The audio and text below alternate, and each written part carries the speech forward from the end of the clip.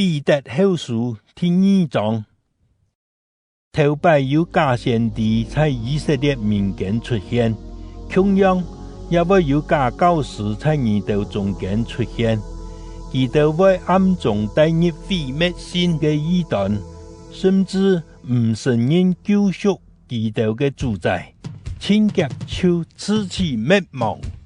雖然咁樣，還係有千多人會聽佢哋去行淫亂嘅事，直到真妥因為佢哋嘅行為受到誹謗。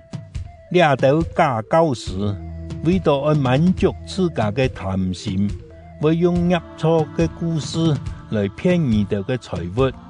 自古以來，佢哋嘅刑罰一直冇延長，佢哋嘅滅亡必定急急來到。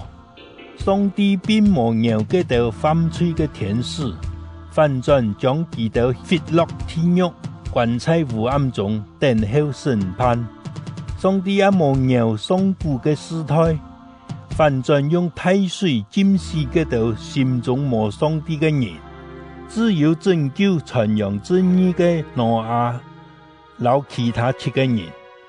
上帝擊發所多瑪、留蛾摩拉兩座山，降火將佢哋燒脫，做唔堅強嘅人嘅鑑戒。佢搶救好人羅德，羅德為到壞人嘅淫亂行為太憂愁，嘅好人吃在壞人中間，當日看到又聽到佢哋邪惡嘅事，心肝非常痛苦。主地按樣般拯救堅強嘅人脫離試煉，也地按樣般將壞人拘留起來。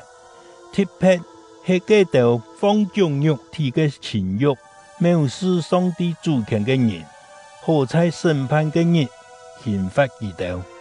呢班假教師太膽自傲，唔但將唔尊敬佢哋在天堂有榮光嘅，反轉侮辱佢哋。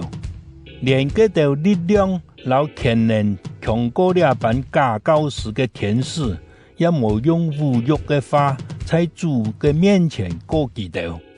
總係呢班人像冇靈性嘅禽畜，天生就係愛本人作本人吃嘅，佢哋照本能去行，誹謗自家冇了解嘅事，佢哋會像禽畜同樣獨到毀滅。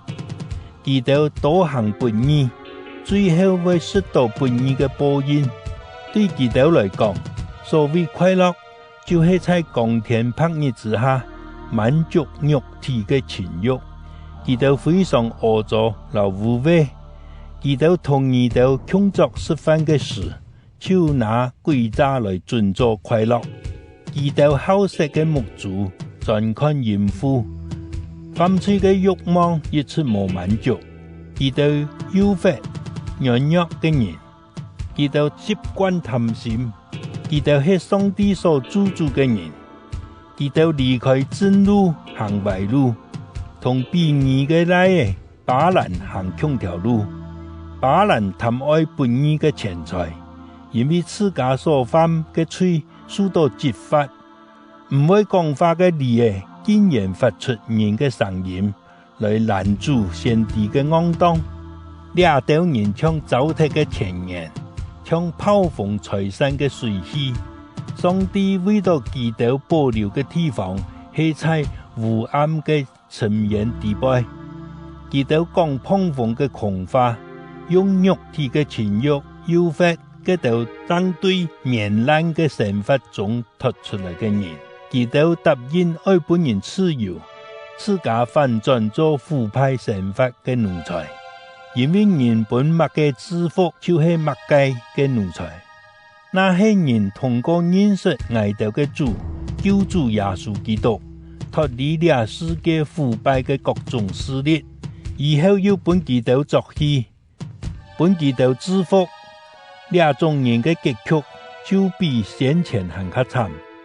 基督地有正義嘅道路，還敢對基督所承受嘅神聖嘅命令離開。